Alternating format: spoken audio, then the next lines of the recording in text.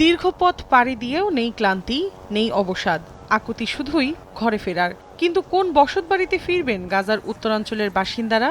Israeli সেনাদের নারকীয় তাণ্ডবে ধ্বংসস্তূপে পরিণত হয়েছে পুরো উপত্যকা। আমি জানি না কোথায় যাব।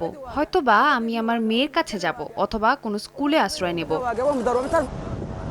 একদিকে যুদ্ধবিরতি দিলেও অন্যদিকে ফিলিস্তিনিদের স্বস্তিতে থাকতে দিচ্ছে না নেতানিয়াহু প্রশাসন। তাদের অভিযোগ, ফিলিস্তিনের স্বাধীনতাকামী সংগঠন হামাসের সঙ্গে সম্পর্ক রয়েছে জাতিসংঘের ফিলিস্তিনি শরণার্থী বিষয়ক সংস্থা UNRWA এর। তাই ইসরায়েলের মাটিতে সংস্থাটির সব কার্যক্রমের ওপর নিষেধাজ্ঞা আরোপ করেছে তেল আবিব।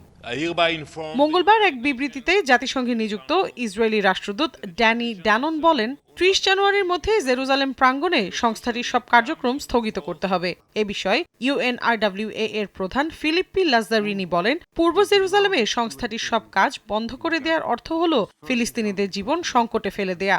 সময় মতো মানবিক সহায়তা না পৌঁছালে দীর্ঘস্থায়ী শান্তি, নিরাপত্তা ও রাজনৈতিক সমাধান ঝুঁকির মুখে পড়বে।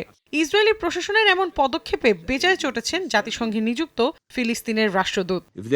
ইসরায়েলের পরিকল্পনা খুবই স্পষ্ট। জাতিসংঘের সংস্থার কার্যক্রম বন্ধ করে গাজাবাসীকে শিক্ষা, স্বাস্থ্য সবকিছু থেকে বঞ্চিত করতে চায়। এটি শরণার্থীদের বিদায় করার কৌশল হতে পারে। মৌলিক চাহিদার অভাবে তারা ভূখণ্ডটি ছেড়ে চলে যাবে এবং একসময় স্বাধীনতার স্বপ্ন দেখা ভুলে যাবে।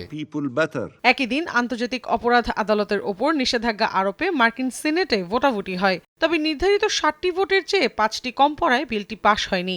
গাজায় যুদ্ধাপরাধের অভিযোগে ইসরায়েলি প্রধানমন্ত্রী বিনিয়ামিন নেতানিয়াহু ও তার কর্মকর্তাদের বিরুদ্ধে গ্রেফতারি পরোয়ানা জারি করেছে এই আদালত। তবে শুরু থেকেই এর বিরোধিতা করে আসছিল ইসরায়েলের মিত্র দেশটি। এদিকে গত নভেম্বরে হিজবুল্লাহর সঙ্গে যুদ্ধবিরতি ঘোষণার পর মঙ্গলবার লেবাননের দক্ষিণাঞ্চলীয় নাবাতিয়েহ শহরে সবচেয়ে বড় ড্রোন হামলা চালিয়েছে ইসরায়েল। এতে আহত হয়েছেন বেশ কয়েকজন। এক বিবৃতিতে এ ঘটনার দায় স্বীকার করে তেল আবিব জানায়, হিজবুল্লাহর অস্ত্রবহনকারী গাড়ি লক্ষ্য করে ওই হামলা চালানো হয়।